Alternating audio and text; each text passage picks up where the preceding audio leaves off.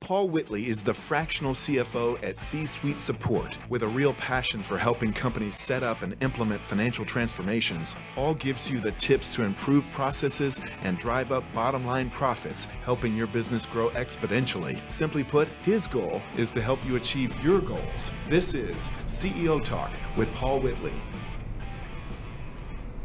Hello, this is Paul Whitley, and thank you for joining us today. I'm a fractional CFO that helps companies grow exponentially. In these times of troubled water and all of the issues of COVID and payroll protection and et cetera, would you like to have someone on your team to help you grow your company exponentially and help you avoid some of the pitfalls and some of the costs that you're incurring right now? So if you need some help, please consider getting a hold of us. Today we've got a discussion that we're going to be talking about the one decision that can be critical to you to set your company for your profit, for your revenue, and your market share. So with that, we're going to be talking to Forrest Performance Group, Jason Forrest and Mary Marshall. And with that, I'd like to run a short video so that we can get an idea of what they do and how they do it. And so think of your mindset as like your hard drive in your computer system. Basically my entire life, I've spent focused on studying the mindset of the top kind of 1%. Abundance in all areas of your life is your birthright, and that is financially, that's in love and relationships, that's in service to your community, that's in joy. Abundance is your birthright. Do I believe that my effort makes a difference? One of the most important things that you can do to impact your profitability through your employees, which I also believe is the #1 profit leak in organizations, is people's productivity. And sometimes our circumstances are leading us through inspiration, and we are running full speed towards our dreams. And sometimes the circumstances in our life feel more like they're leading us from desperation, and we are running as fast as we can away from our nightmares. But here's the cool thing. No matter what the circumstances in your life are right now, you're not doing it wrong, because both paths end at the same place. I want to introduce you to Jason and Mary Forrest.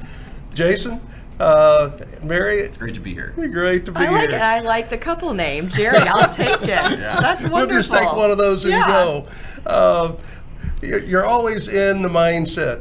What is the warrior mode? What do you do to get ready every day for your mental and physical preparation to try to get this process that you do in helping others get to a top performance?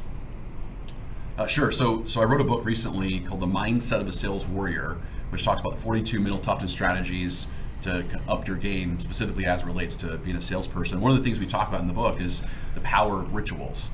And so as it relates to Mary and I, we both have a ritual. We wake up at 4:30 every single morning, and then we have some meditation time, some focused kind of intention time. We both go and work out together and have like a warrior workout that we do that's body weight, resistance training, and running and walking, that sort of thing. And then just a scheduled plan your day, and then of course some sort of kind of healthy meal. Right now the two of us are doing intermittent fasting, but either that or some sort of protein, collagen. I have a whole kind of list of things that I put in my smoothie every single morning to get going for the day. It's a big list. It's a big list. It's a very big list. Well, tell us a little bit about Forrest Performance Group and what you want to do to help companies get out of this mess that we're in right now. Paul, thank you. Right now is such a crucial time, and I love that we started with health, because we can't do anything if we're not first serving ourselves and fulfilling our own needs. But what we've noticed is that things that were fine in 2019, I'm fine at sales, my processes are fine, my team is fine equals bankruptcy in 2020. And so if we are going to be not just make it through, but thrive and successful, what we need to do is turn up, be impeccable with everything that we're doing, and turn it up and make sure that that we are being the best that we can be in all areas and focusing on it. Thank you. Jeff, I do, because I think the pandemic, nobody had a playbook for this, and you guys are both great speakers and trainers. Pandemic hits. Is there fear? I mean, you're warriors, but is there, oh my goodness, my event just got canceled? How did you deal with that? Well, for us, we are the Warrior Selling Training Program is right now listed on Global Gurus as the second best sales training program in the world, beating out all of the other major contenders out there. And what was amazing for us is we were very blessed in the sense that 90% of our clients that were in our program prior to COVID happening, they were either making their sales goals, or some of them are actually selling 3 times more than the counterpart. And it's actually very simple if you think about it, is that before COVID, to kind of go along with what Mary was saying, is that I think in 2019 you didn't have to be impeccable to be a great business professional or have a great business. So for example, in 2019, it was all about abundance. Everyone was giving money to everyone. The standards weren't really that high. I mean, even us, we had the second best sales training program in the world, but we still lost business to other training companies that had lesser standards and a lower price. What's interesting in 2020 is that people are going to be pickier on who they give their money to in 2020. So we're like in 2019, you'd almost say you'd have 3 classes of business. You'd have business that was crushing it, you'd have business that was doing okay, and then you have businesses that were basically going under. In 2020, I think there's going to be 2 classes of business. I think there'll be businesses that are taking market share, and there are businesses that are going under. And so that's the real shift that's happening right now. And so the businesses that are going to take market share are the ones that have the highest possible standards, that have this warrior mindset, warrior process, and warrior language, specifically as it relates to the sales side. So, you think about in business, there's really kind of, we say 2 problems in business. There are sales problems and there's all the other problems, right? Where in 2019, the problem was everyone would talk about, hey, let's have a great culture, let's have operational excellence, let's have fun and games. Well, that's because everything was fine on the sales side. And as long as you have money, you can go spend time building that other side. But right now, no one's really doing that anymore because they don't have revenue to keep the lights on. So that's what we are. We're really on the revenue side to build that side, so then you go do the other fun stuff. Mary, what causes salespeople to fail? Why do people that have been selling for years, when they get in the crisis or the crunch, no longer perform? Well, the people that have been performing for years that are now not doing well is a mindset issue. And those come, we call them leashes. So it's anything that holds us back. It's fears that we have. And so those can be internal stories we tell ourselves. I'm not good enough, I'm not worthy, I don't know how to do this. It can be reluctances, the fears that we have.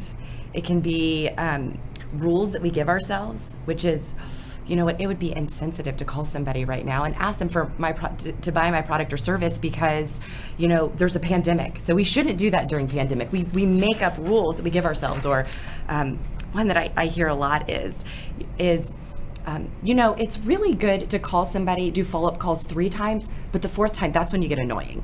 Nobody wants to get a call on the 4th time, but that's a rule we gave ourselves. And so it's that mindset. So when we clear that out, we can now follow our process. So it's anything that stops us from the process, because most salespeople, they know what to do. All right, I've got one. Yeah.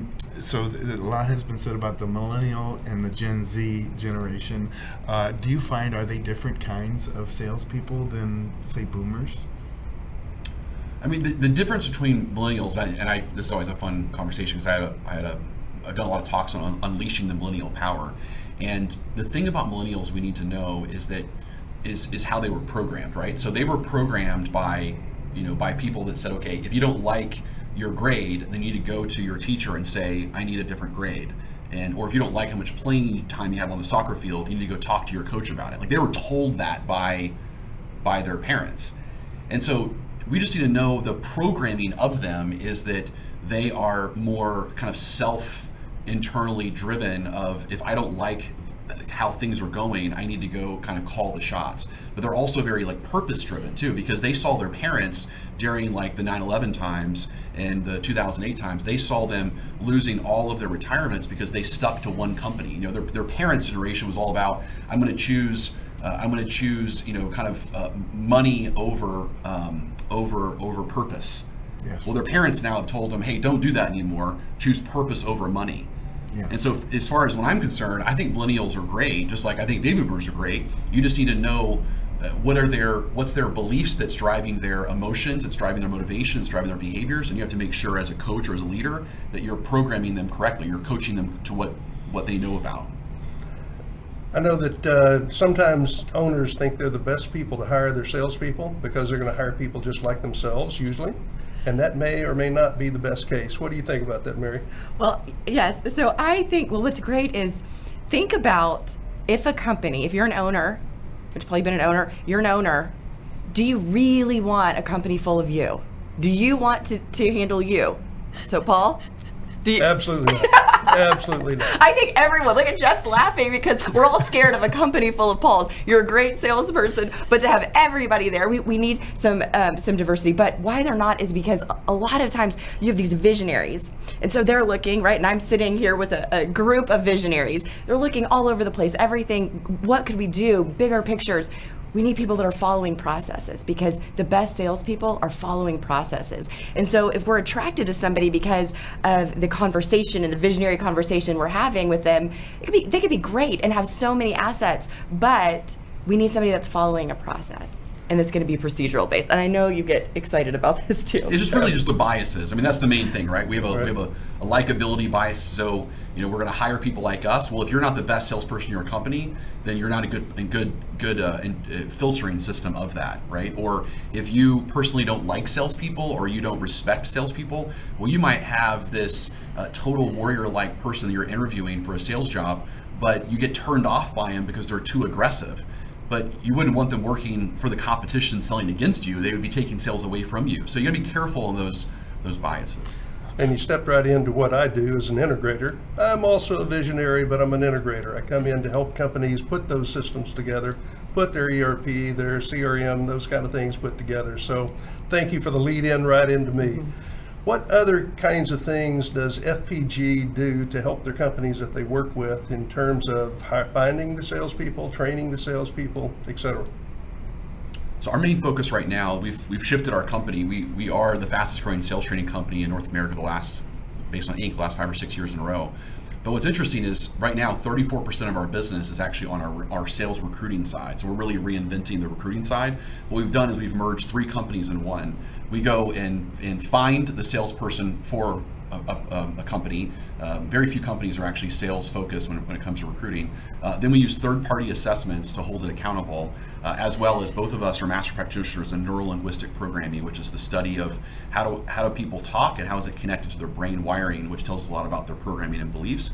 And then last, we put them in a 90-day warrior selling training program to make sure that they're onboarded properly. So basically, we're handing a client a salesperson on a silver platter, and then we give them a 90-day guarantee. If they don't perform, we'll place them for free. Do all recruiters use the same kind of process to eliminate the people that are not aggressive, that are not going forward, that will not make the grade? They do not.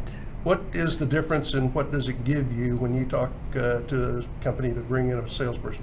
Yeah, Paul, the funny thing is that originally it was not our intention to go towards recruiting. And what happened is we were going to recruiters going, we have this great assessment. We have this great assessment we want you to use. It shows the leashes. It shows if the person's going to be profitable. Because here's a terrible statistic, as most statistics are. It's 80% of salespeople fail in their first year. 80%. And so we had this fix for it. But they didn't want to use the assessment because they said, well, it takes too long. It means that it takes down the pool of people that I could go and show someone. We said, exactly. That's why we love it, because it narrows down that pool to the top people, and that's what we wanted to do. And so we couldn't find anybody else that was using it, anybody that we could take our clients to and say, use this recruiter, they're gonna find top people for you. We couldn't find anybody that we could refer to for salespeople, and so we decided to do it ourselves. What percentage of companies don't have any training process at all? They just basically hand them the keys and say, go sell cars. 99%. Really? Yeah, I mean, which is it's a good point, Jeff, because a book I wrote a couple years ago was called WTF, which stands for Why Training Fails. And obviously, right? And $164 billion is spent every year on training. 70% fails to ever achieve an ROI. Wow. And one of the philosophies in the book is that is that most people, you would never get on an airplane with someone that said, hey, this is Jason from Southwest Airlines, and I just went to a 2-day class on how to fly a plane. I got this thing figured out. I got a certification. I'm putting it on LinkedIn as a badge. No one would do that, right? But yet we would give a salesperson a $5 million revenue territory or quota, and say, here's a book to read, or here's a seminar to go to. And that's the extent of the training. But training, by definition, is to change behavior. Yes. And so that's why our programs are 90 days at least in length to have that behavioral modification to go on. And what else do you do to make sure the salesperson succeeds, not only for 90 days, but with your clients, taking them out through the year so that the company succeeds?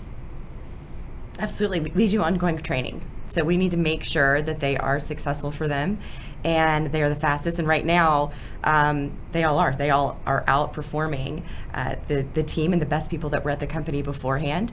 And it's ongoing training. That's the bottom line. And what do you do with the companies to ensure these people are successful? Well, the main thing that we do, we focus on 5 specific things, right? So number 1, all of our training is very tactical, so it's very how-based versus what and why.